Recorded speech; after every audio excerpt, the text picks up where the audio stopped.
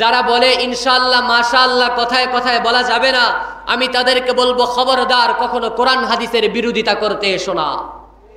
যুগে যুগে যারাই কোরআন হাদিসের কথা, কোরআন হাদিসের বিরোধিতা করতে এসেছে, কালের পরিবর্তনে তারাই হারিয়ে গিয়েছে, কিন্তু কোরআন হাদিস এখনো নিজের জায়গায় বিদ্যমান আছে।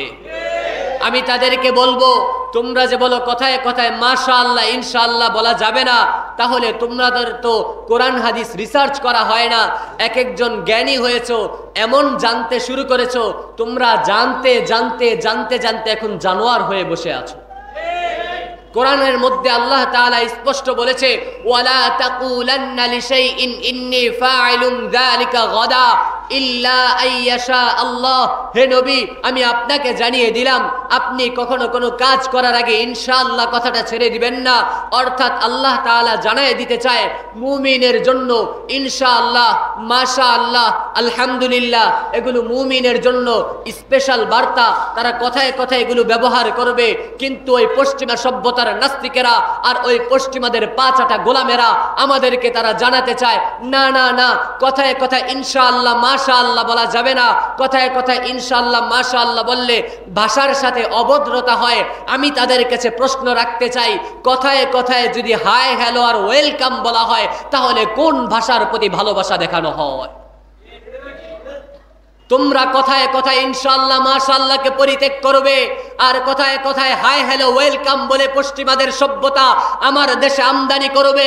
তোমাদেরকে জানিয়ে দিতে চাই, ওই ইংরেজদেরকে 200 বছর পূর্বেই আমার দেশ থেকে তারা যখন 200 বছর শাসন করেছিল, ওই 200 বছরের নির্যাতনের পরেই আমরা ইংরেজদের থেকে আমাদের দেশ থেকে বিতাড়িত করে দিয়েছি।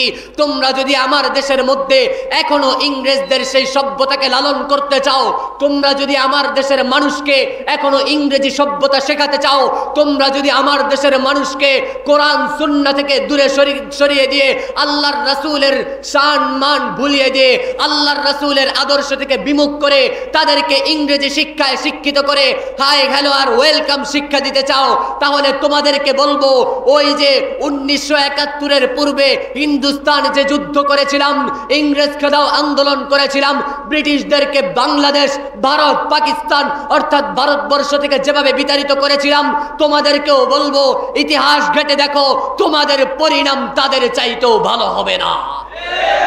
তারা আজকে আমাদের ধর্ম ব্যবসা বলে আমাদেরকে স্লোগান উঠিয়ে আমাদেরকে কোরআন সুন্নাহ থেকে বিমুখ রাখতে চায়। আমার দেশের একজন নাস্তিক আছে, যাকে সমস্ত উলামায়ে কেরাম স্পষ্ট ভাষায় নাস্তিক বলে, তার নামটা আপনাদের সকলের জানা আছে। তাসলিমা নাসরিন খ্যাত একটা নাস্তিক আমার দেশে জন্ম নিয়েছে, কিন্তু সে যখন কোরআন হাদিসের অবমাননা করতে শুরু করেছে, আল্লাহর রাসূলের স্পষ্ট বিধান, ইসলামের স্পষ্ট বিধান, পর্দার বিধানকে, ফরজ বিধানকে সে অস্বীকার করেছে। কোরআন হাদিসকে ছোট করে দেখার সুযোগ চেয়েছিল, সে কোরআন হাদিসকে ছোট করে দেখাতে চেয়েছিল। তখন আমার দেশের তাওহীদি জনতা প্রমাণ করে দিয়েছে, নাস্তিকতার জায়গা অন্য কোনো দেশে থাকতে পারে, বাংলাদেশে কোনো নাস্তিকের ঠাঁই নাই।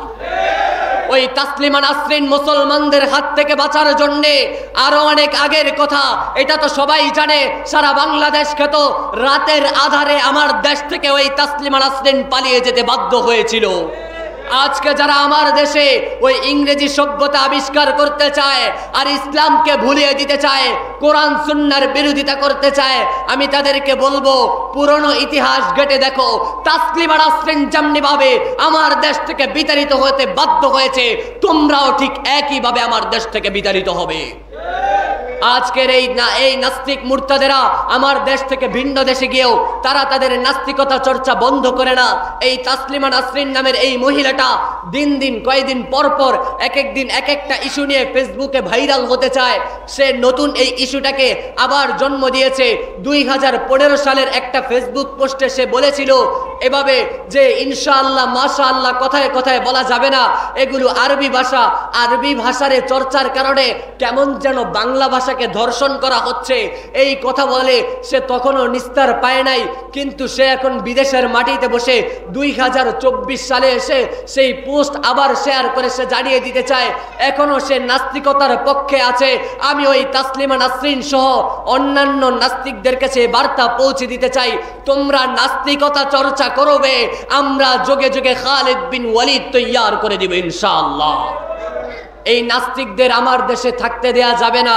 এজন্য তারা ভিন দেশে গিয়ে নাস্তিকতা চর্চা করবে, ফেসবুকে এসে মুসলমানদের কাছে উস্কানি দিয়ে বলবে যে ভাষা দিবস বাংলা ভাষা, কিন্তু তোমরা তো বাংলা ভাষায় কথা বলো না, তোমরা তো আরবি ভাষা দিয়ে বাংলা ভাষাকে ধর্ষণ করো।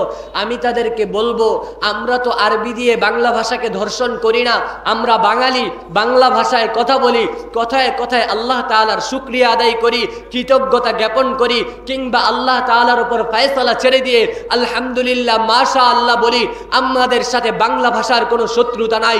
বাংলা ভাষার সাথে শত্রুতা যদি কারো থেকেই থাকে, তাহলে যারা কথায় কথায় ইংরেজি ব্যবহার করে, কিংবা ওই আব্রাহাম লিঙ্কনের আবর্তিত গণতন্ত্রের পথ ধরে হেঁটে হেঁটে ইসলামকে ধ্বংস করে দিতে চায়, আমার দেশের ভাষার সাথে শত্রুতা যদি কারো থেকেই থাকে, তাহলে ওই ইংলিশ মিডিয়ামের ওরাই আমার দেশের বাংলা ভাষার শত্রুতা করে। এজন্য কথাই স্পষ্ট, দুনিয়ার মধ্যে একের পর এক ফিতনা আসবে। আমার দেশের রাষ্ট্রীয় ভাষা, আমার দেশের স্বাধীনতা রক্ষা এক একটা সুরতে আমাদের কাছ থেকে ইসলামকে কিনে নিতে চাইবে, ইসলামকে তারা ধ্বংস করে দিতে চাইবে। এজন্য মুসলমান আপনাদেরকে তৈয়ার হতে হবে। যখন কোরআন হাদিসের মাহফিলগুলো হয়, তখন মানুষেরা আসে না, মানুষেরা বসে না, মানুষেরা কোরআন হাদিস শোনে না, তারা ওই মুশতাক তিশার কি ভাইরাল হলো ফেসবুকে, ওই ইস্যুটা নিয়ে কথা বলে। বই মেলায় টিপু সুলতান কি বলল, ওই বিষয়টা নিয়ে দেখে। তারা ইসলাম চর্চা করে না। এ যুগের মুসলমান ফেসবুক চর্চা করে, যার কারণে ইহুদি খ্রিস্টানরা আমাদের উপর তাদের ধর্মকে চাপিয়ে দিতে চায়। এজন্য প্রত্যেককেই এই কোরআনী মজলিসগুলোতে, হাদিসের মজলিসগুলোতে আসতে হবে, বসতে হবে, কোরআন এবং কোরআনের হাদিসের কথাগুলোকে শ্রবণ করতে হবে। কিছু কথা সামনে এসে যায়, এজন্য বলতে হয়। আপনাদের মনোযোগের কারণে, অন্যান্য মানুষের আসার সময়ের অপেক্ষার কারণে বাহির থেকেও কিছু কথা বলতে হয়। খুতবার মধ্যে যে আয়াত তেলাওয়াত করেছিলাম, সেখান থেকেই পড়ছি। আল্লাহ তাআলা মুমিনদেরকে বলছে, ইয়া আইয়ুহাল্লাযীনা আমানু, হে দুনিয়ার ঈমানদারেরা, আতিউল্লাহ ওয়া আতিউর রাসূল।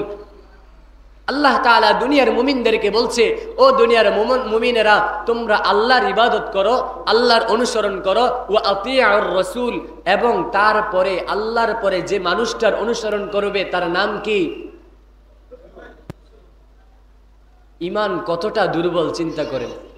নবী মুহাম্মদের নাম আমাদের মুখ দিয়ে আসে না। বলেন, বিশ্বনবী নবী মুহাম্মদুর রাসূলুল্লাহ